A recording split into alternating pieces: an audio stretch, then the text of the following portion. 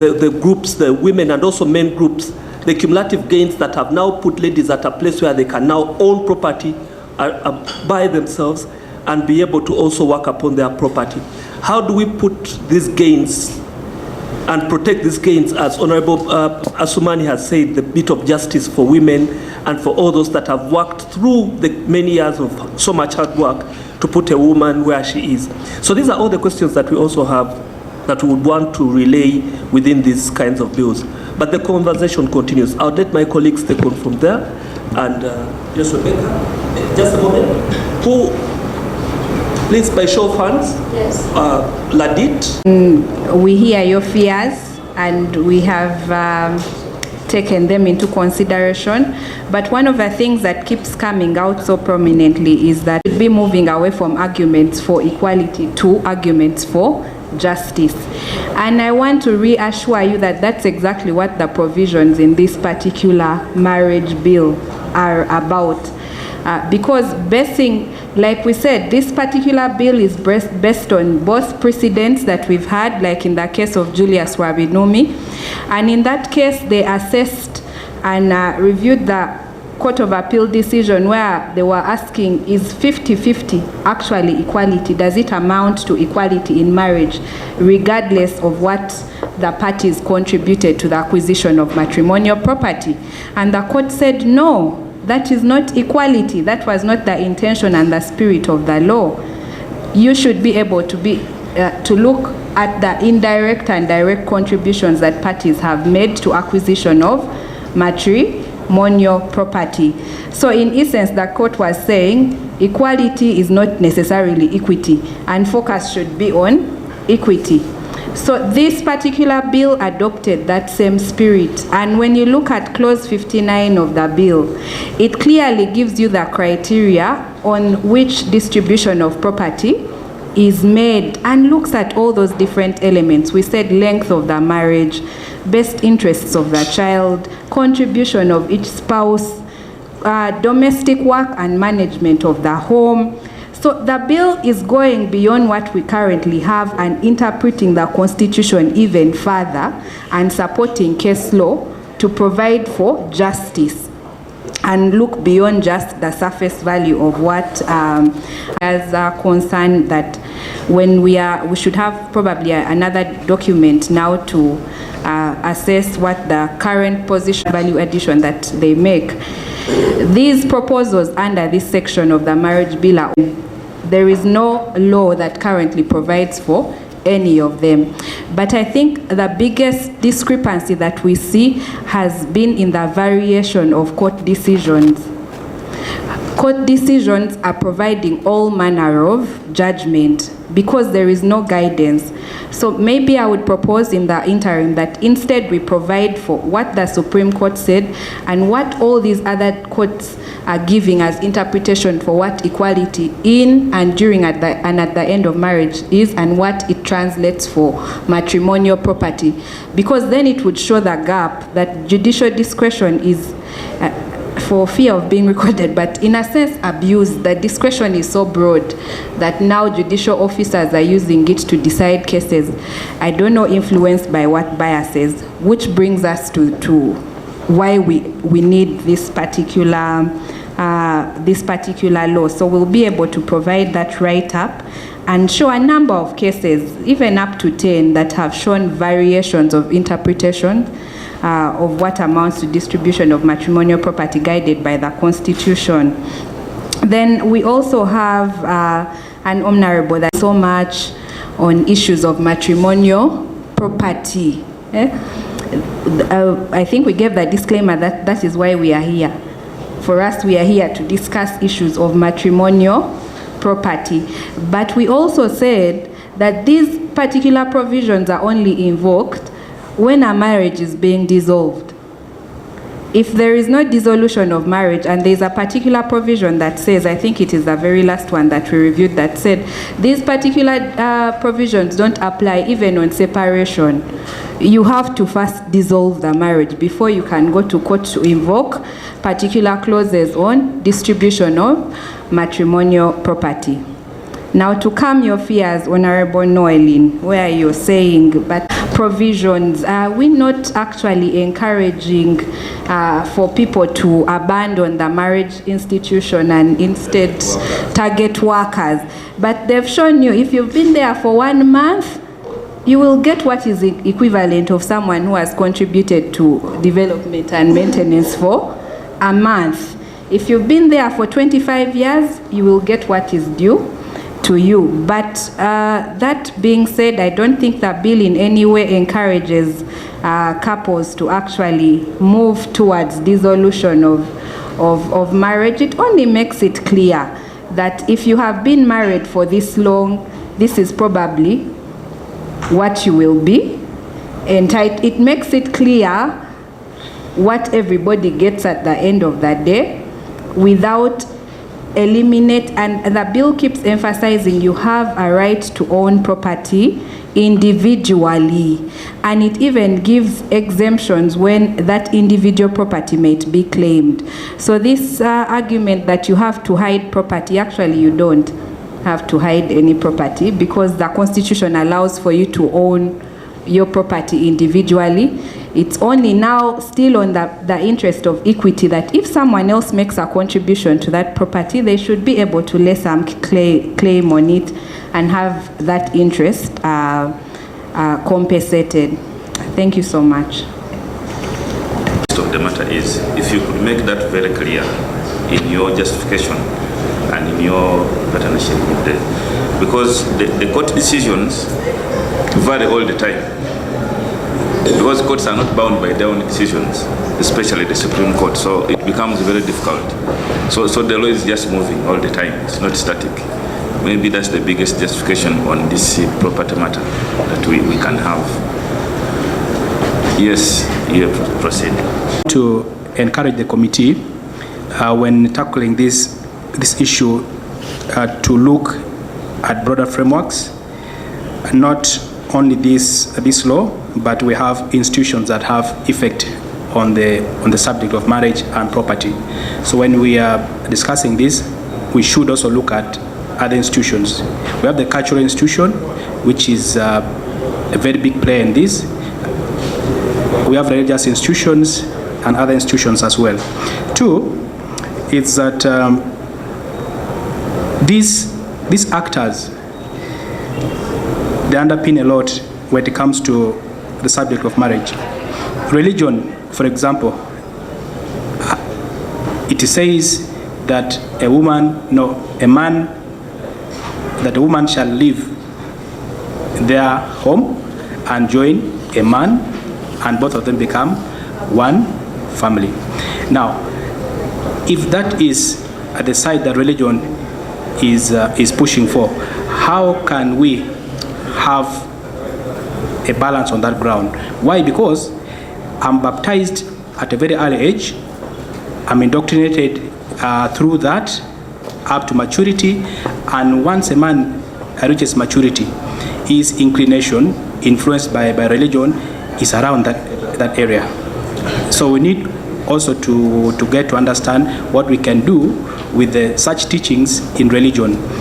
And we also have patriarchy in play as African fundamental cultures. Is it the right time that we also legislate about patriarchy? What is patriarchy? To what extent should it be exercised? What should it include and what should it not include in light of the women's rights? And finally, contentious clauses that I encourage the committee to see other sister laws where they can be legislated. For example, is it possible to have issues around sexual offenses married under the Penal Code Act, so that it does not obstruct this bill that is very progressive on other areas to move on? So that's a very progressive clauses are passed into law that can help our country. Thank you. The two bills are actually separate. They were brought to the committee. They were referred to the committee at the same time, and we're handling them simultaneously. But that's one of the proposals that has come up vis-a-vis the new bill, Sex Offences Bill and Sifu we can just have it under one law. This is also separate. And just to continue allaying your fears, this community has all ideas. We have far-right ideas. For example, we have Honorable Asuman was the mover of the anti-homosexuality bill. And we have had desire for chairpersons of mothers' unions here. We have moderates like myself, I'm moderate. So we have all ideas here and be given due consideration. Do not worry about anything. Yes, Mama, finally. Started fearing that women are becoming something else. And the honorable member also asked about this committee going down to the women and speak to them. And some of us are here. The women are here. Yes, please. With the lived sorry? Thank you. With the lived experience of property scrapping. I'm raising on the issue which is in clause 54 about gifting. We very rarely see men being pushed out of houses when their spouses pass on. But I want to give a live example. I married my husband in 1992, and my mother-in-law gave us land in Irunguja where we stayed. But when my husband passed on in 1999, she had given us a title, but when she saw he was sick, my in-laws told her, how could you give that land to only that one son of yours? So she came and took the title before we had transferred without a written consent or document or gift donor agreement. It has taken us 25 years to get this title. If I had died that time after my husband, where could my children be? It is women who are pushed in that box because of patriarchy, the domestic violence that is rising every now and again. That is the reason we are here, to say let them be protected. If I wasn't aware of the laws and where to go and how to speak about this injustice that was caused to me, I wouldn't have gotten a donor agreement and the title today. So this is what we are saying. There are many women outside there who cannot speak, who cannot come here, who can raise their voices, who doesn't know even what the law says. The Stand for Her Land campaign appreciates that there are so many policies, there are so many legal frameworks, there are so many laws, but the gap between those laws and implementation is the big challenge that the Stand for Her Land came to address. So it is not basically women standing up to be equal with men, but standing up for their rights, to have their share in this home where you have been 30 years and you are pushed away without any property. My mother-in-law had pushed me away. If I wasn't bright enough to get letters of administration, I and my children would be hopeless. Thank you, Chair. Make the concluding remarks so we can. Our Chair, you will. Of a possibility of increasing divorce and separation by this bill. And I am putting it categorically clear that let us not play a deaf ear and that divorce is happening, but we also know that there are so many people that are trapped in these marriages that are abusive, in the marriages that lead to death, just because they do not have, or we do not have a bill in place or a law in place that is going to regulate and guide the process of separation or the process of divorce. So I really appreciate that this bill is coming out clearly to see that if we put the romanticism aside, that things are not working out, and help our sisters, help our brothers that are trapped in marriages where they would want to exit. So speaking, and if we appreciate this, then we are going to see that, or we are going to justify the importance of this bill. Then the other thing that I got this feeling from most of the honorable members that the bill is inclined towards protecting women or towards the rights of women. And I think this is very wrong for us. We should know that even the bill protects individual interests. It does not say that individual interests of women alone, individual interests of both men and women that come into this marriage. And actually, it does not make them to stop owning properties as individuals. It also describes properly how claims can be made by the other party for them to benefit from the properties. What is your contribution?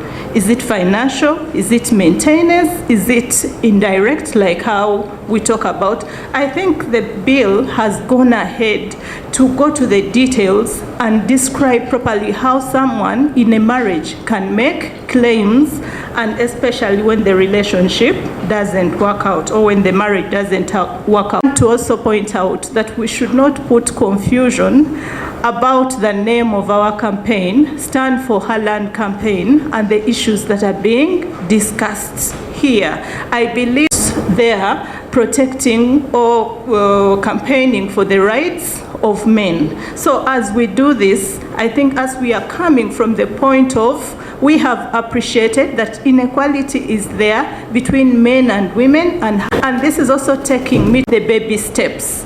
The desire and the vision is the justice. How can we get to the justice? By contributing to equality. We shall have the desired justice that we all yearn for. And also as a composition of women from the grassroots. We are here, don't be deceived that because we are here and dressed like this, that we are Your contribution has the potential to spark another debate. But concluded now. Thank you so much, honorable members of parliament, for the opportunity to have us give our take in this marriage bill. So that's where we centered. We were not about any other aspects. And two, we have been tasked the ability to convince the powers that be to agree to the fact that this bill is necessary, and yes, we will rightly do that. The proposals that we've given to the effect that the judicial decisions are one of those, or majorly underpin the reason to have around addressing issues around marriage and property. Thank you so much to the team, and honorable members, we open to more discussion as and when you need our input. Thank you. Thank you so much. Yes. I'm Mwebeka Libala, a member of the Stand for Her Land campaign. For us as a coalition, the Stand for Her Land campaign, the coalition, our major role is to look at matrimonial property, because in marriages, property is accumulated, and property is mostly a basis for many disputes and even the dissolution of marriages. So our submissions to Parliament today were centered entirely around matrimonial property and how it should be handled before, during, and upon dissolution of a marriage. Major emphasis was placed on areas that included the division of property upon the cessation of a marriage, where court precedents have shown that they are moving away from the 50-50 to your contribution to the marriage. So this is something that we are looking to have legislated, so that then the judicial officers in courts of law are able to effectively address the issues of property and how it should be distributed. The other aspect that we were trying to address is the aspect of what then happens to the equality that we are talking about for men and women. And we have talked about the fact that men and women don't come into marriages at unequal footing.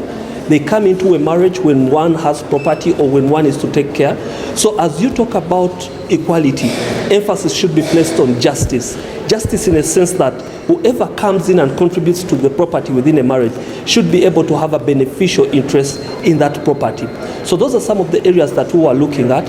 And these areas are majorly not only about protecting women, but also protecting the children that are born in these marriages. There's a fear that much of the committee and their fear is around the aspect that we are a very patriarchal society, and it's that a man is the one that brings a woman into the home. The woman comes to a house, to property, and then now, by just the vows, they are officially saying that you are part of this property. So the men are justifiably making their case, and they are saying, no, this is not right. And especially because the whole idea is around equality. So to allay the aspect of the fear of men, we are talking about justice in a sense that whoever contributes gets a portion to the extent of their contribution. You also dismissed the argument of sharing debt in the family. Aspects of the provisions, the clauses that talk about sharing debt, they emphasize the aspect of the consent of all spouses. In our discussions, we realize that consent can be forcefully acquired. It can be acquired under duress. If a man or a woman is going to get a loan, they can always show that they are going to use the money for the sake of the family, and then they get that consent. Or that someone can be forcefully pushed. They can be told, if I don't get this loan, there will be no fees. So in the event that people have lived for quite a while dealing with liabilities, and in this case debt, by themselves, we are saying leave it to the discretion of the family. The aspect of debt, leave it to the discretion of the family. Thank you very much. We are here to support the marriage bill, and our issues that we feel that the committee should consider is we are looking at justice and equality because these are provisions that have been enshrined in the Constitution. So based on the fact that the marriage bill is a very old law, at the time it was made, there was so much that was not into place, but currently so much has been put in place. There are so many changing trends, but also there are international frameworks that Uganda has ratified. So we believe that when this marriage bill is passed, we shall be able to address the sticky issues that women are currently facing. Which ones? One of those issues is the distribution of property. Most times women are, when men remarry, you find that women are left with nothing to fall back to, but also sometimes you find that they also have children, and these children have nothing to call their own. So we believe with this marriage bill, and considering also the other issues that we have seen on TV, but also from our own lived experiences, that when this marriage bill is passed, it will be able to address some of those issues that leave women and children, but most especially grassroots women, disenfranchised.